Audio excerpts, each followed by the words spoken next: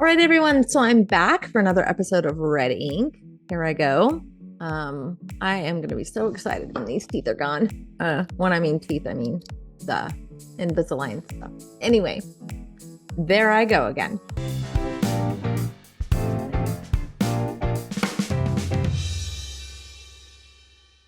Hello, booksippers. Today we're going to talk about something that I think a lot of you can relate to, and that is learning how to come out of your shell a little bit as an introverted writer and maybe learn to overcome some of those instincts that we have to kind of just keep ourselves tucked away in our houses and not come out. And I want you to be able to shift your mindset and come into this idea of becoming an entrepreneur and promoting your book. And that means coming out of that shell. So maybe some of you struggle a little bit with your shyness or your introvertedness. Trust me, I get it. I have the same problem. But we're going to go ahead and talk a little bit about how to overcome those things. So I've got some tips and tricks, and you guys can take whatever works for you and see what flies. And if you have any questions or concerns, or you want to talk to me about some more ideas, maybe hit me up, give me some suggestions, make some comments. But of course, like and follow, and you can find more free resources and information at my website at editsbystacey.com. So let's just dig in. So the first thing we're going to talk about is identifying your comfort zone.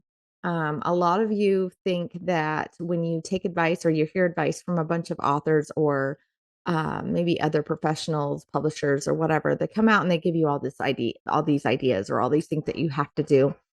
And I want you to walk away from each one of those ideas with the mindset of, I can choose this or I can choose not to do this. You do not have to do anything that is out of your comfort zone or beyond your scope of abilities.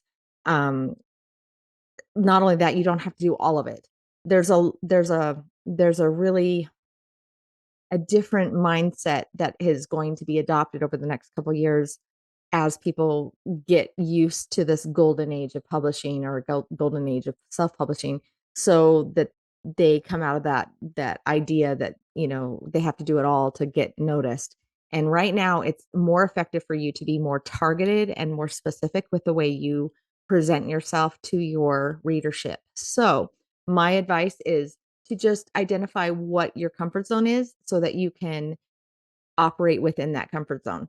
Now, is that to say I don't advocate stretching yourself a little bit? No, that's not what I'm saying. But what I'm saying is don't go beyond don't go beyond that into the extreme where you almost freeze and do nothing. I would rather you operate within your comfort zone and kind of build from there.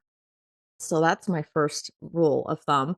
The next thing you should do is practice public speaking. Maybe you can join groups like what is it, that speech one that my friends are always telling me about, Toastmasters. You can join groups where you have the opportunity to present ideas to them publicly, maybe other guilds or other author groups that you can, voice your opinions and teach skills to and practice that public speaking skill. So that's one way for you to get that out there.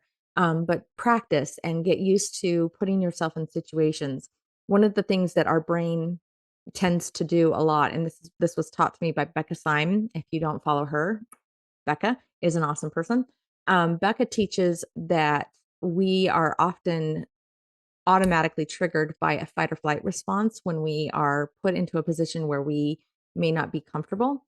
And if you don't recognize that your body is in fight or flight, then what happens is you will freeze or you will not react appropriately, and it will work against you.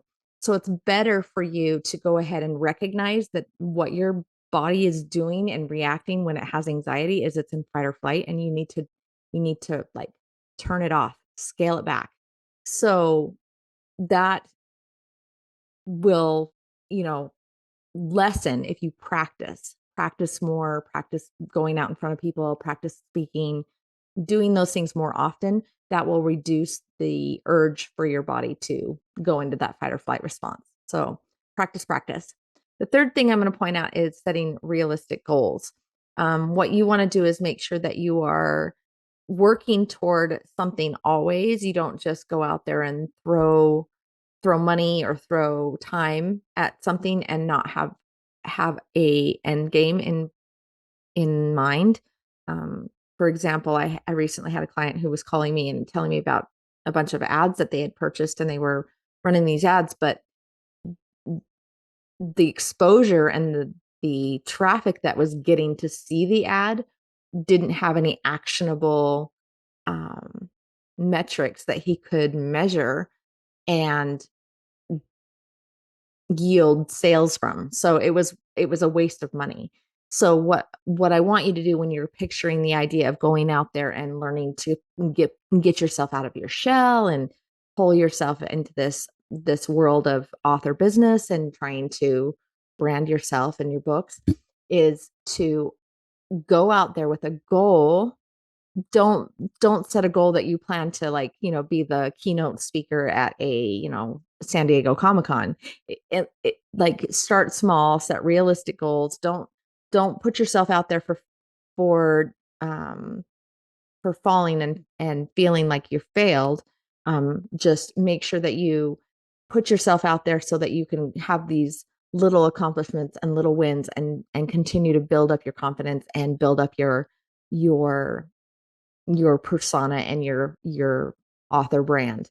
One of the things that my authors have done that I've noticed has been successful is I've noticed some of them go out there and they'll start small. They'll get a couple of book signings scheduled, or they'll start talking to readers that come to their table and, asking them questions about the book and what they liked. And maybe they'll get invited into an interview with a blogger, and they get asked questions, and they get to, get the feel for how people are interested and what they're interested in and how they engage with authors. And then they get more and more comfortable and feel like they can go onto a podcast, and maybe they can go out there and talk to somebody, via a Zoom call or via a phone call, and engage that way. But start small before you start, booking yourself for conferences.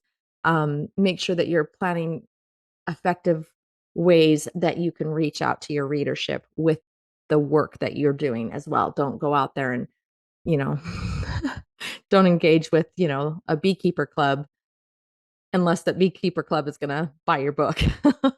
So just keep in mind that you want to also be effective in your marketing strategies so that you're not wasting any time.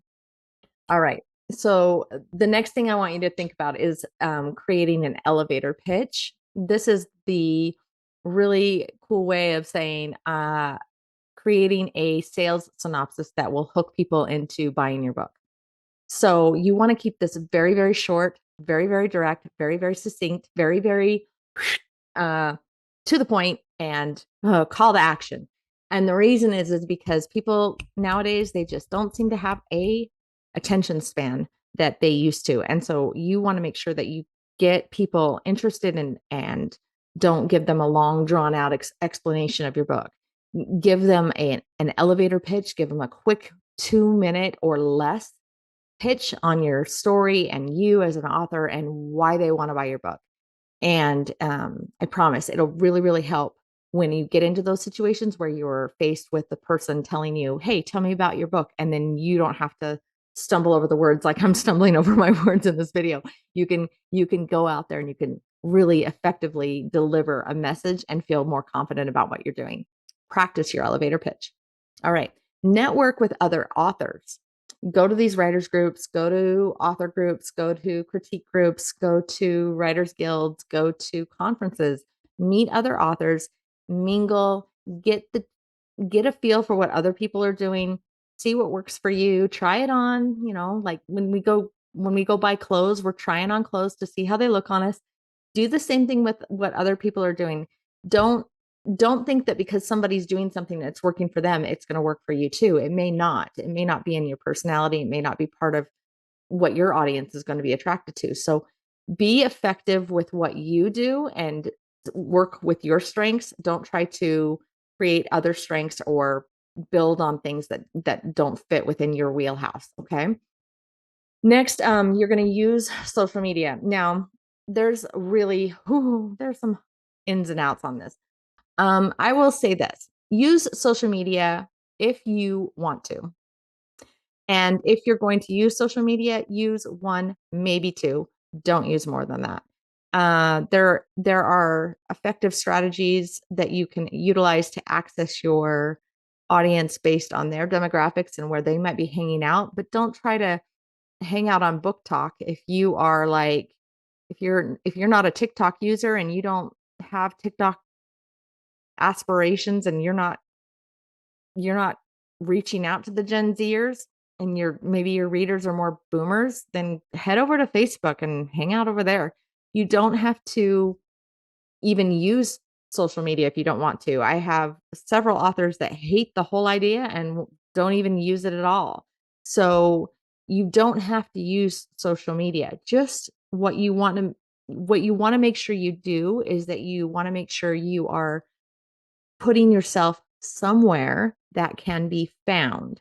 So, in other words, if somebody's going to Google you as an author, you're going to hope that they can find you and or your books. I'm hoping both. And that means creating a website or a landing page somewhere that has effective SEO, that's search engine optimization. That means that when those people put in the search terms, you're going to somehow show up and hopefully on the first page of Google, not down 14 pages later. So, create that platform and that place for people to find you and utilize those things because it's a really good indirect way to engage. Blogging is another really great way to engage indirectly. Um, Creating reels and, like I said, social media posts will help as well because it gives you a chance to talk to the camera and not have to like maybe have that social anxiety because you're not talking to a group of people or anything like that. So this is another great way for you to kind of like get out of your shell, but kind of still remain in the shell. All right. So the next thing is to seek feedback. It's always good to get feedback. I'm an editor, first and foremost, besides being a publishing coach. And of course, feedback is my life. So, what you want to do is always get feedback. Don't ever take it personal. Consider it as constructive as you possibly can. In fact, a lot of times have a problem giving constructive criticism. Sometimes they'll give you feedback and it doesn't feel like it's constructive because you don't know what to do with it. So it's always, always, always a great idea to go into a conversation or a situation where you're asking for feedback by giving them a task, giving them a question to focus on. So, for example, I do this with beta readers, but if you have a book that you want to have reviewed and you're looking specifically for a particular character to be a little more central to the story, or to feel like that character's character arc is a little more obvious, or is going to wrap up in the theme well, what you will do is you'll ask the beta reader, hey, listen, when you're in this section of the story or when you're reading this chapter, can you let me know what you think about George and how he approaches this character? Let me know if you think that there's any issues with that or if it's not clear, and if you give people those kinds of instructions, then when they're listening to you practice with them, or you're engaging with them about your book and you're trying to teach them about what you're about and trying to give them that exciting pitch, they're going to be able to focus in and pay attention to what it is you really want them to focus on, and give you that feedback that's going to be beneficial for you. So just always ask for feedback. It's not a bad thing. People are not hopefully going to be lying to you. Hopefully you get people that are going to be honest with you and give you constructive criticism. And then I think this is my last one. No, actually, I have a few more. Okay, yeah, so I'm good. The next one is practice self-confidence. And this is sometimes really, really hard. But uh it's often because we're trying very hard as humans, especially nowadays, to be very authentic to who we are.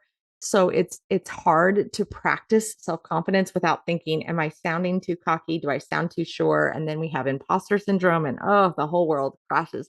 So what I think I want you to do is just more or less practice believing in yourself. Tell yourself that you're a good human. This is a good story you've written. This is worthy of people to spend money on and read. And remind yourself that no one has your strengths. You're a unique individual who's written an amazing story, and your story matters. So give yourself a pep talk before you go out there, and it'll help. It'll help you come out of that shell a little bit. But it's one of those things, like I said, with Becca Syme, when she talks about, overcoming those fears and overcoming fight or flight. When you feel that anxiety creep in and you're like, ah, just practice this pep talk so that you can overcome that fight or flight. One of the things I love is, like, I remember it wasn't Mike Myers, but there was a guy in, like, Saturday Night Live, Stewart or something was his name, but no, maybe it's something. Anyway, it doesn't matter. But anyway, this guy was like, he would, like, get in front of the mirror and he would be like, I'm good enough, I'm smart enough, and gosh darn it, people like me. And it was just funny. And that's how he started this little funny little segment in Saturday Night Live. It was just a funny little thing. But anyway, it's, practice being positive with yourself, practice positive self-talk. Also, be authentic.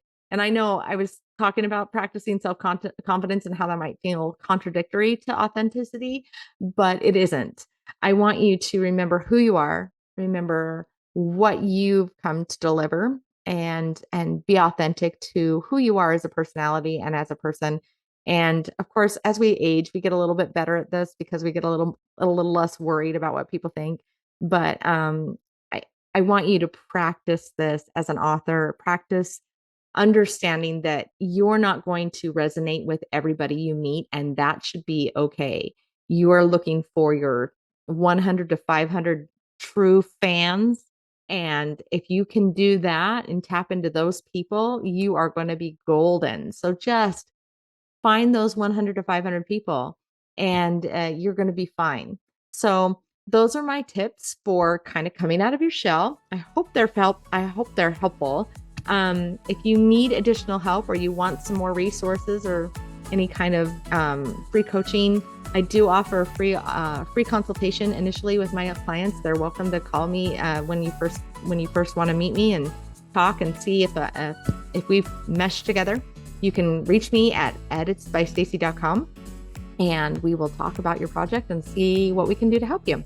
And in the meantime, like and subscribe, and I will keep giving you some great content. If you want more information like this, or you have a specific topic that you would like me to hit on, hit me up in the comments or email me at Stacey@editsbystacey.com, and I will get to that as soon as I can. And I'm going to try to get these out once a week. But anyway, I hope you have an awesome day, and keep sniffing books.